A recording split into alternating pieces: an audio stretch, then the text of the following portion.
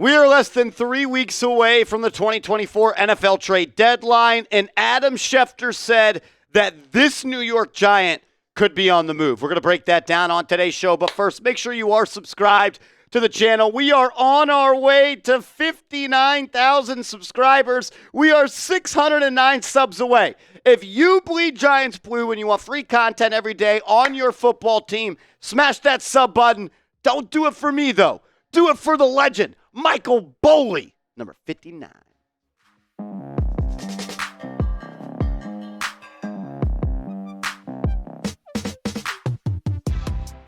Adam Schefter says that Darius Slayon could be on the move as we get closer and closer to the NFL trade deadline. You're watching Giants Now by Chat Sports. I am your host, Marshall Green, and on today's show, I'm going to share my thoughts on if the Giants should trade him or if they should keep him, and what should go into that decision, as well as what the Giants may be able to get if they do move on from the veteran wide receiver. The NFL trade deadline is following Week 9 before the Week 10 games, so we're about 2.5 weeks away from that being here.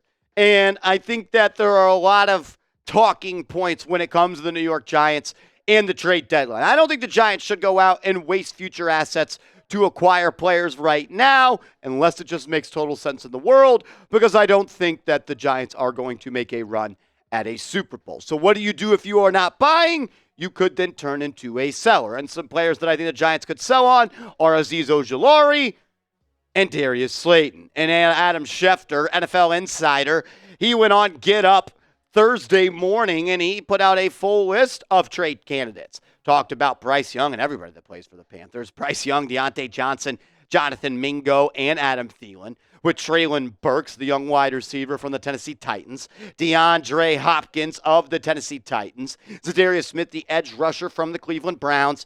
Mike Williams from the Jets. Zay Jones from the Cardinals.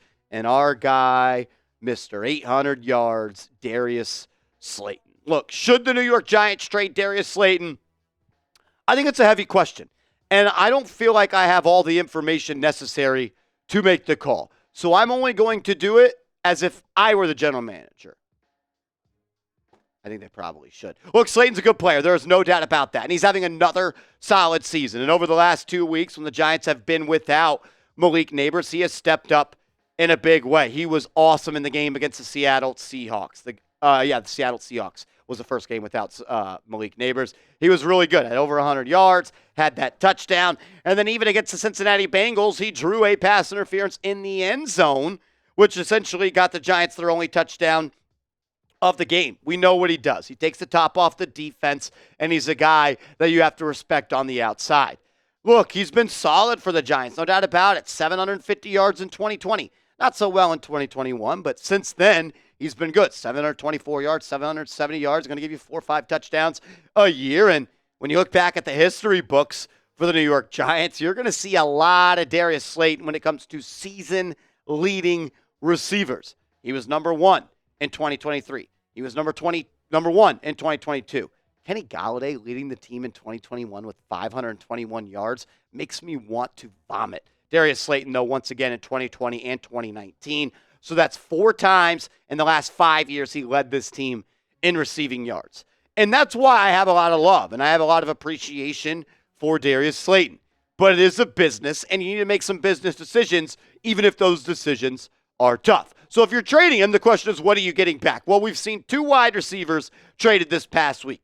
Amari Cooper, who I think we all would agree is a better wide receiver than Darius Slayon. He went to the Cleveland Browns essentially for a 3rd-round pick. They swapped 6th and 7th-round picks. Doesn't do too much. So I would say this is equivalent to a late 3rd-round pick.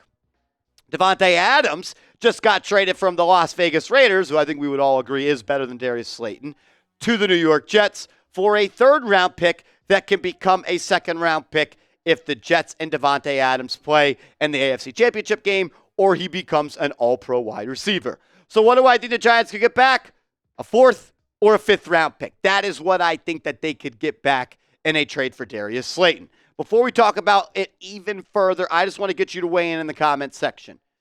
What would you do with Darius Slayon if you were the general manager of the New York Football Giants? Type K for keep, Type T for trade. I'll give you my answer and my path of how I got there coming up in a second. But first, I got to give a major shout out to today's sponsor, Game Time. Download the Game Time app, create an account, use the promo code ChatSports, and you'll get $20 off your first purchase where you buy tickets to an NFL game, NBA game, MLB postseason game, a concert, theater event, or so much more. You get the best seats for the lowest prices guaranteed. Prices actually drop as the events get closer. So download the app and make sure to use the promo code ChatSports, and you get $20 off your first purchase where terms do apply. Also take advantage of the two features, Game Time Picks and all-in pricing.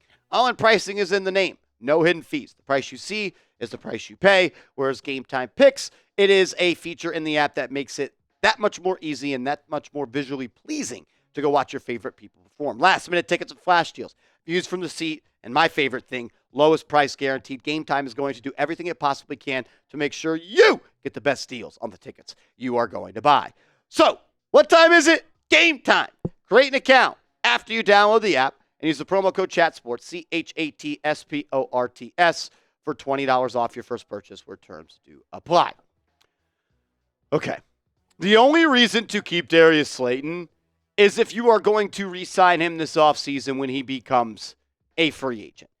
If you don't have every intention in the world on doing whatever it takes to bring Darius Slayon back, I think you should just move on from him, because we saw this with Xavier McKinney and Saquon Barkley. The Giants didn't trade him, and they lost him in free agency when they could have got value back for them. We saw them trade Leonard Williams, and they got a second-round pick back for him. Hell of a move by Joe Schoen. You're not getting a second-round pick for Darius Slayon. But if a team calls you and says we're willing to give you a fourth or fifth, I think you might have to do it unless you believe you are going to do whatever it takes to re-sign him. And it's going to take a lot. Look at what the receivers in 2024 NFL free agency got. Calvin Ridley signed a 4-year, $92 million deal with $23 million in average annual value. Gabe Davis, who I would say Darius Slayon is better than, signed a 3-year deal worth $39 million. Darnell Mooney signed a 3-year deal worth $39 million. Mike Williams signed a 1-year deal for $10 million. And I'm going to be honest with you. I'm not paying Darius Slayon $13 million per year, and I don't even know if I would pay Darius Slayon $10 million per year. And Slayton knows this is his time to cash in. They've already played the game, the Giants and Slayton. Giants were going to cut Slayton after that 2022 season. What did they do? They asked him to take a pay cut. He then plays well in that 2022 season. He enters free agency. You bring him back on a 2-year deal. He then plays well again in 2023. And what does he say? I want more money on my contract. The Giants give him a little bit of incentives. They supposedly shopped him around. They couldn't find anything that they were too eager to make the deal for. So I say that all that to say, I wouldn't say that the Giants and Slayton are on the best terms. Slayton has already been asked to take a pay cut. He is going to look to secure the bag. And if Gabe Davis is getting $13 million a year, Slayton is getting at minimum $13 million per year.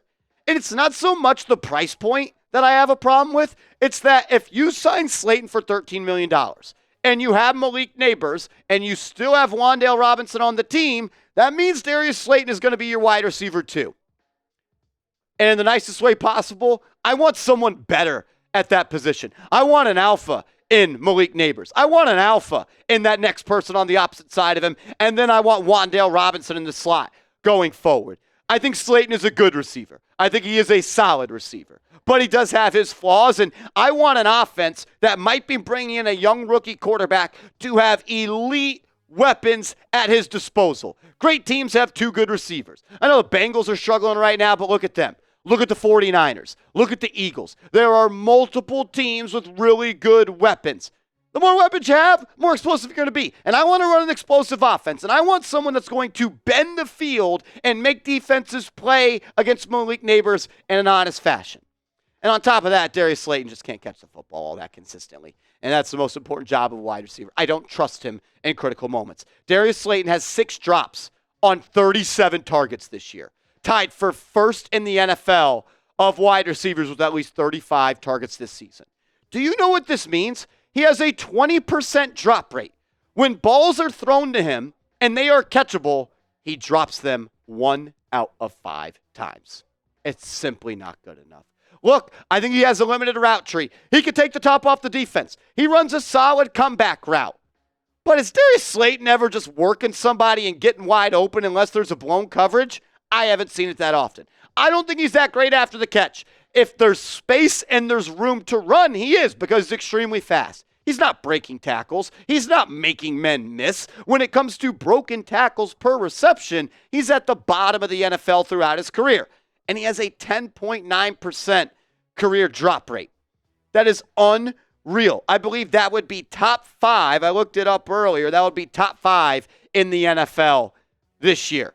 And he's number 1 in the NFL. And that's his whole career. Look, I think Slayton's solid. I just want better at that spot. And if you sign him, you're locked into him at that second wide receiver spot. And I'm dreaming for something a little bit bigger.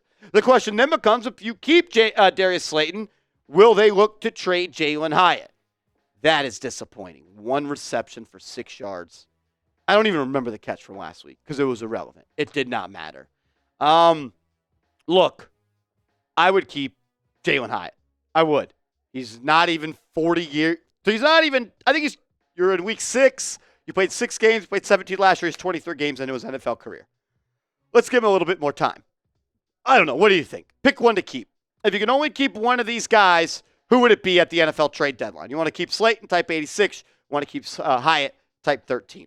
Look, Hyatt deserves a lot of the blame and a lot of reasoning, and a lot of thoughts should go his way on why the season hasn't gone his way.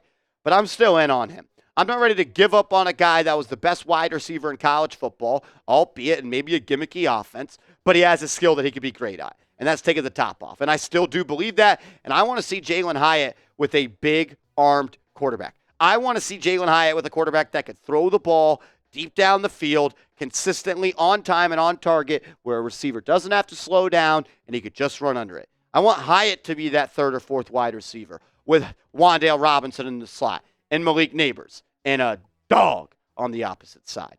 Appreciate everybody for tuning in on today's show. If you haven't yet, subscribe to the channel and make sure you are following me over on social media. I'm on Twitter. I'm on Instagram. At @MarshallGreen_ is the handle on both. Hit me up over there, and F the Philadelphia Eagles.